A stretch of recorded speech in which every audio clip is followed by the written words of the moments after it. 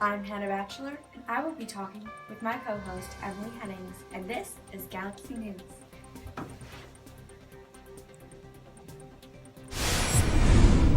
We begin this afternoon talking about residential schools and the impact it has on Canada.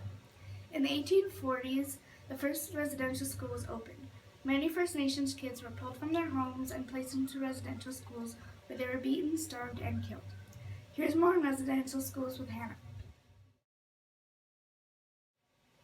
What is a residential school, you may ask? Residential schools were government-sponsored religious schools established to assimilate and civilize Aboriginal children to Christianity.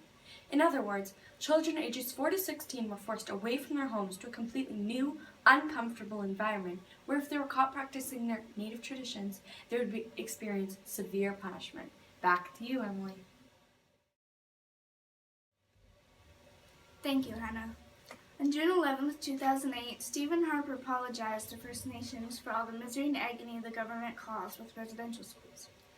It was very emotional for First Nations because they were so distraught from the government and the pain they have caused them. They've waited over 100 years for an actual sincere apology from the Canadian government. Residential schools found in Kamloops, Calgary, Edmonton, Saskatoon, Thunder Bay, Sudbury, Windsor, Kitchener-Waterloo, Hamilton, Toronto, Ottawa, North, and many more.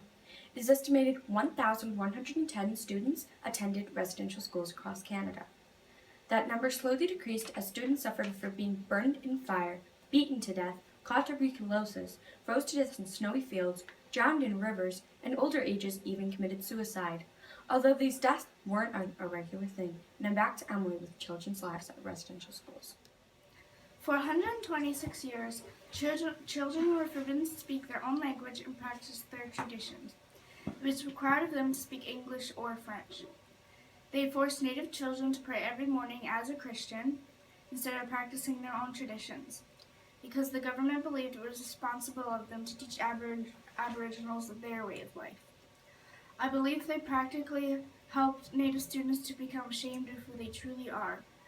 Every student was forced to have their hair cut short or shaved off, and bathtubs couldn't be accessed, so they were forced to have showers, and the soap and shampoo they used had chemicals placed inside. Students lacked nutrition and were fed only spoiled food. Back to you, Hannah, with more information about what they were forced to do. Thank you, Emily. Since there was segregation between genders, siblings, brothers and sisters had no contact. Girls were sexually assaulted, and the sexual assault led to pregnancy. Pregnant students were forced to get an abortion. Some were electrocuted. When staff were sick, they force-fed the students their own vomit. There was no medical attention, which was important when they caught the disease tuberculosis. Thankfully, in 1996, the last residential school closed down.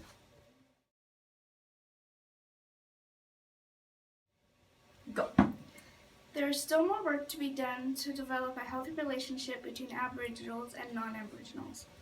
A few years ago, Stephen Harper did apologize, and although such happened, we somehow still can't get along.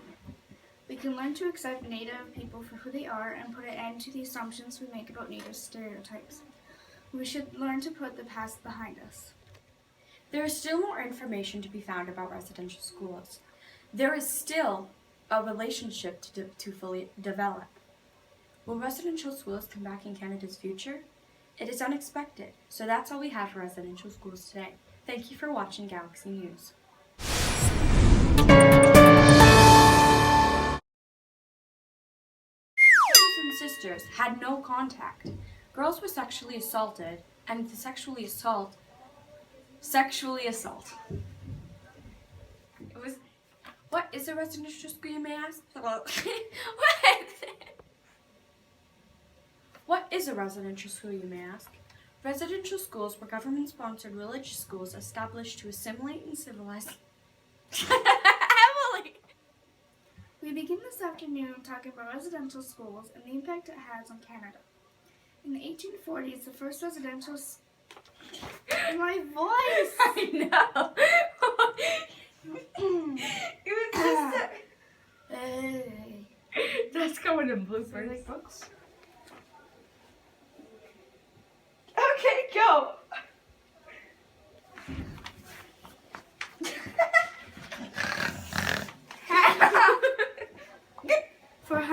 426. Okay, Hannah, you just messed it up. We're going yeet.